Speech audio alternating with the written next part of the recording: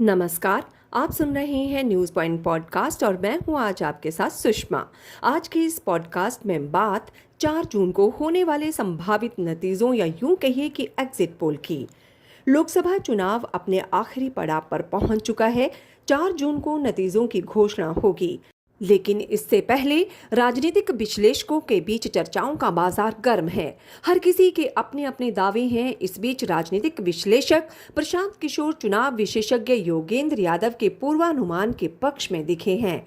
हालांकि दोनों की बीजेपी की सीटों को लेकर अलग अलग भविष्यवाणी है, लेकिन योगेंद्र यादव ने भी दावा किया है कि भगवा पार्टी अपने सहयोगियों की मदद से तीसरी बार सरकार बनाने में कामयाब होगी। दरअसल प्रशांत किशोर ने भविष्यवाणी की कि बीजेपी के लिए अपने दम पर 370 सीटें हासिल करना असंभव होगा और निश्चित रूप से एनडीए 400 पार हासिल नहीं कर सकेगी, जैसा कि प्रधानमंत्री नरेंद्र मोदी और उनके कई नेता दावा कर रहे हैं। हालांकि उन्होंने कहा कि पार्टी 270 के आंकड़े से नीचे भी नहीं रहेगी। सरकार बनाने के लिए किसी भी पार्टी को 272 के आंकड़े तक पहुंचना होगा। दूसरी ओर योगेंद्र यादव ने भविष्यवाणी की कि बीजेपी अकेले 260 से अधिक सीटों को पार नहीं कर पाएगी और 300 का आंकड़ा पार करना असंभव होगा। उनके सर्वेक्षण पूर्वानुमान में ये भी कहा गया है कि भगवा पार्टी 275 या 250 सीटों के निशान से भी नीचे रह सकती है। यादव ने प्रशांत किशोर की भविष्यवाणी को दोहराया है कि भाजपा का 400 पार का दावा संभव नहीं होगा।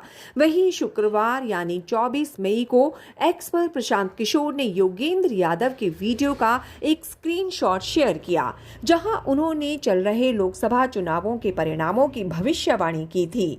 यादव ने अनुमान लगाया है कि बीजेपी 240 से 260 सीटें जीतेगी और उसके एनडीए सहयोगी 35 से 45 सीटें हासिल करेंगे। इस तरह से एनडीए को 275 से 305 सीटें मिलेंगी। योगेंद्र यादव ने भविष्यवाणी की कि कांग्रेस 85 से 100 सीटें जीतेगी और उसके इंडिया ब्लॉक के सदस्यों को 120 से 135 सीटें मिलेगी, जिससे विपक्ष के नेतृत्व वाले गठबंधन को 205 से 235 सीटें मिलेंगी। प्रशांत किशोर ने योगेंद्र यादव की भविष्यवाणी वाले वीडियो के स्क्रीनशॉट के साथ एक्स पोस्ट में लिखा, देश में चुनाव और सामाजिक राजनीतिक विषयों की समझ रखने वालों में एक विश्वसनीय चेहरा योगेंद्र यादव जी ने 2024 लोकसभा इलेक्शंस का अपना फाइनल आकलन साझा किया है। योगेंद्र जी के मुताबिक इन चुनावों में बीजेपी को 240 से 260 और एनडीए के साथी दलों को 35 से 45 सीटें मिल सकती हैं। मतलब बीजेपी यानी एनडीए को 275 से 305 सीटें, देश में सरकार बनाने के लिए 272 सीटें चाहिए और इस लोकसभा चुनाव में बीजेपी एनडीए की 303 से 323 सीटें हैं। अब खुद आकलन कर लीजिए कि किसकी सरकार बन रही है। बाकी 4 जून को पता चल जाएगा कि कौन किसकी बात कर रहा है।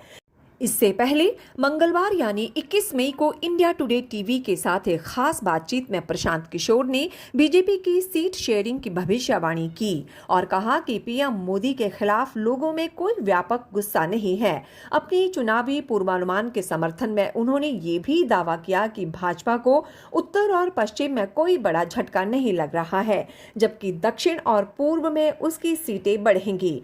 योगेंद्र यादव ने विपक्ष के नेतृत्व वाले इंडिया गुट पर एक दिलचस्प टिप्पणी की। उन्होंने दावा किया कि गठबंधन के एनडीए से आगे निकलने की संभावना हो सकती है। उन्होंने कहा कि अगर आने वाले दिनों में एनडीए के 2 गढ़ उत्तर प्रदेश और बिहार में कुछ बड़ी राजनीतिक उथल-पुथल होती है तो इंडिया ब्लॉक के लिए एनडीए से आगे निकलने का मौका हो सकता है।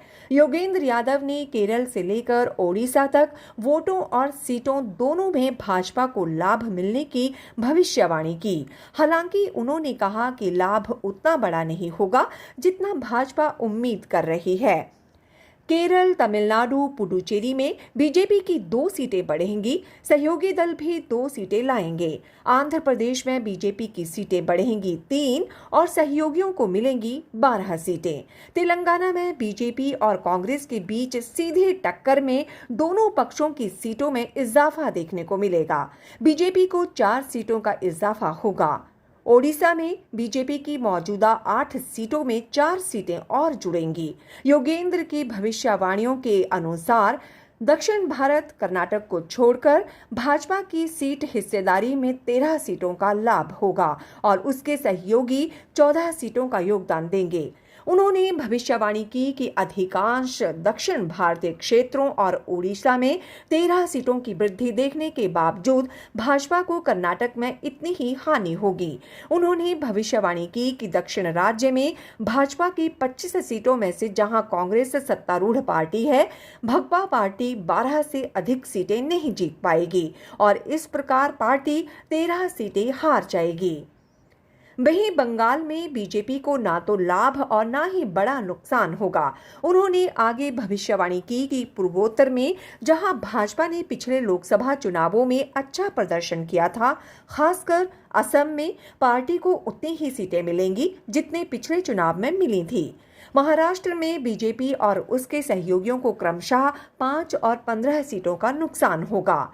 राजस्थान और गुजरात में बीजेपी को 10 सीटों की गिरावट देखने को मिलेगी। योगेंद्र यादव ने कहा कि मध्य प्रदेश, छत्तीसगढ़ और झारखंड में भाजपा को 10 सीटों का नुकसान होगा, जिसमें झारखंड का योगदान अधिक होगा।